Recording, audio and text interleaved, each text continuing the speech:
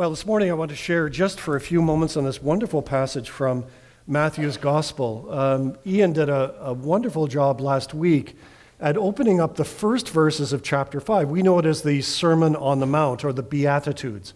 And in Matthew's Gospel, that comes from Matthew chapter 5 through to chapter 7.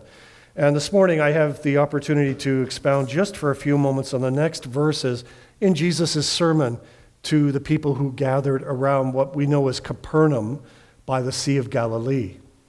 Ian pointed out last week that the people who were coming to hear this sermon really knew what poverty was and knew what death was. He pointed out that the infant mortality rate probably was 1 out of 3 children. And so people had large families, but about 1/3 of them would die before the age of 5. Secondly, people knew what it was to be poor, to live with subsistence. And I encourage you to take a look on our website for Ian's sermon. If you didn't get a chance to hear it last week, it was absolutely superb. But people were living hand to mouth. In other words, if you had your own land, you were just getting by, and anytime extra taxes were thrown in or things were extorted from you by the military, the Roman military, things got harder and harder. Many people through debt, and this is a big issue in places like India today, where you may own a piece of land, but what happens is drought comes, you can't produce the harvest, you then have to borrow money, and eventually you lose your land to larger landowners, and you're forced to become a day laborer. When I was in Mexico City, if you go to the main square where they have the giant Mexican flag on a very large flagpole, just off to the side, there's a road going out from the plaza.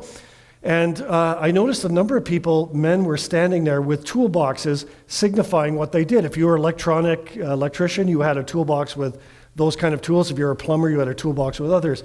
People would be standing along in a line here. People would come with pickup trucks. They'd stop and point to people. And if you were pointed out, you got to go and work for the day and make just a basic living. Jesus, of course, uses this illustration very frequently in his parables to talk about the man who hires day laborers to come and work at his vineyard and how he decides to pay them. You know the particular story, right? But this was a common problem in Jesus' day. People had been turfed off their land through debt and forced to live day by day. And if you didn't work that day, your family didn't eat. They knew what poverty was. They knew what death was. They knew what despair was. And it's to those people, Jesus says, you're blessed. Blessed because not of your situation, which was very difficult, but blessed because God has not forsaken you, but is with you in the midst of that and will never leave nor forsake you.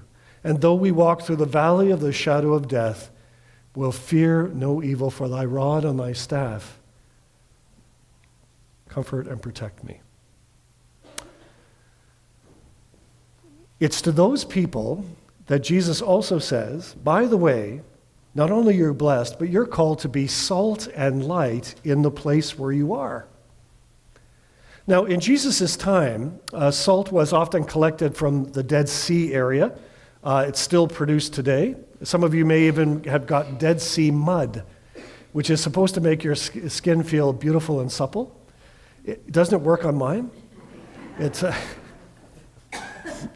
I'm going to tell an embarrassing story just to illustrate this point. I was in the Dominican Republic once at a resort, and I thought, women often go to the spa, and they have these amazing treatments. And I thought, well, I've never done it. Maybe I'll try it, a skin exfoliation. And so they rub you down with, looks like a salt. It felt like a giant Brillo pad. Then they put, at the very last part of this treatment is you're wearing a bathing suit, but they put mud all over you, like from head to foot. So I'm on this table, I'm totally covered in mud. And they have a wonderful shower area there in privacy where you then go from the place where the mud dries, it kind of contracts on your skin, and you go and wash it off. Well, it was then the power in the whole resort failed.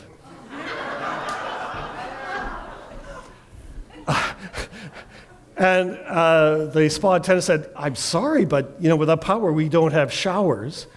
You're going to have to go through the resort and into the sea and wash it off. So I had to walk through the middle of the resort. Everybody's hanging out by the pool. I'm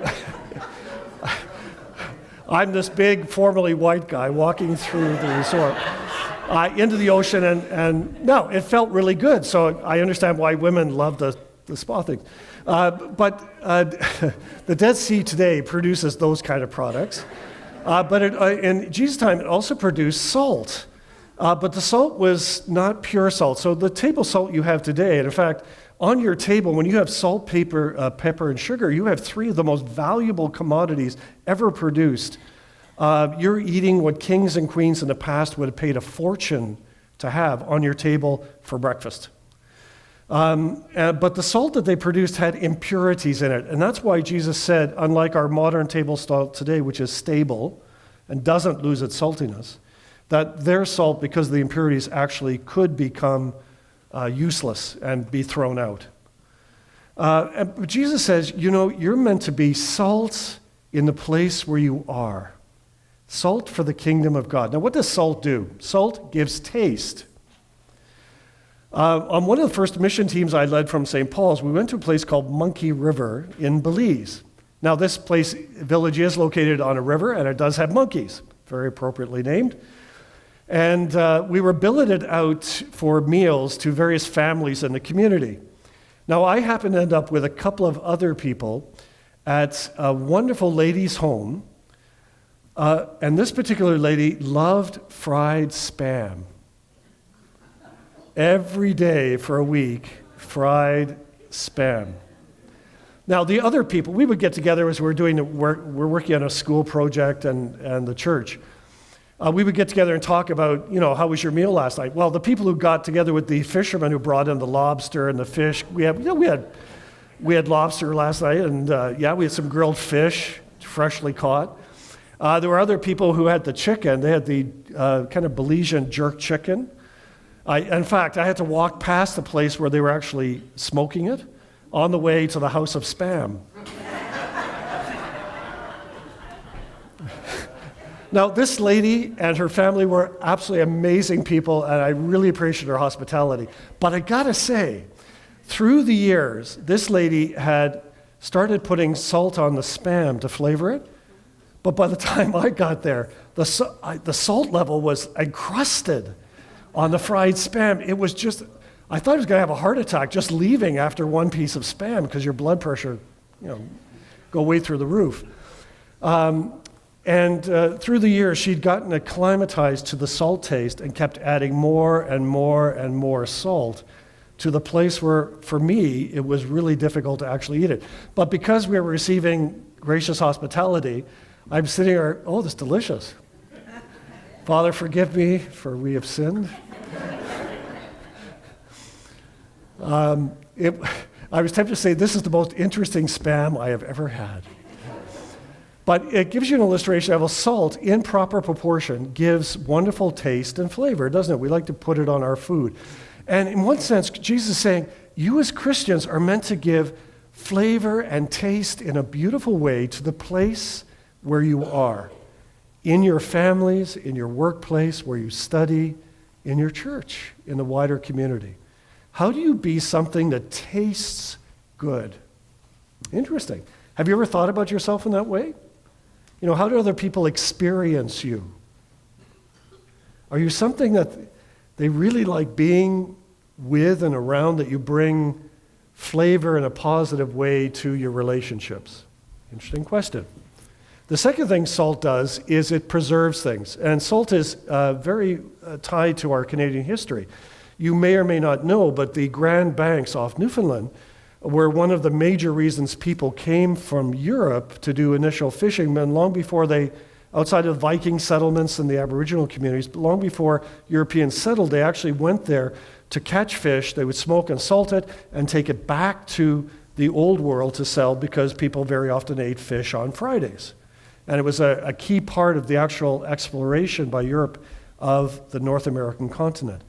But the reason they could actually use the fish was because they could smoke and salted because it preserved the meat for long journeys. So salt was used from ancient times as a preservative. In fact, it was so valuable, Roman soldiers would sometimes be paid in salt. We get the phrase, "You're worth your weight in salt." And in fact, our term salary is based on salt, in case you didn't know that. And hopefully you have a lot of salt week by week. The third thing salt was used for was to preserve food, so it wouldn't spoil, as I've mentioned, to give flavor. And salt had many medicinal uses as well. It was very valuable within the wider society. It was something that would bring life. You may or may not know, but we actually can't survive without salt. If you have a salt deficiency, you will get sick and you will die. We need to maintain that balance in our body of those various minerals. Of course, too much salt does what to you?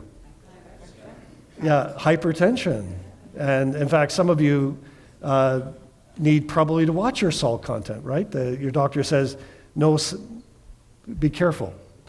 So, but salt in right balance is something that's essential for life and preserves balance and stability.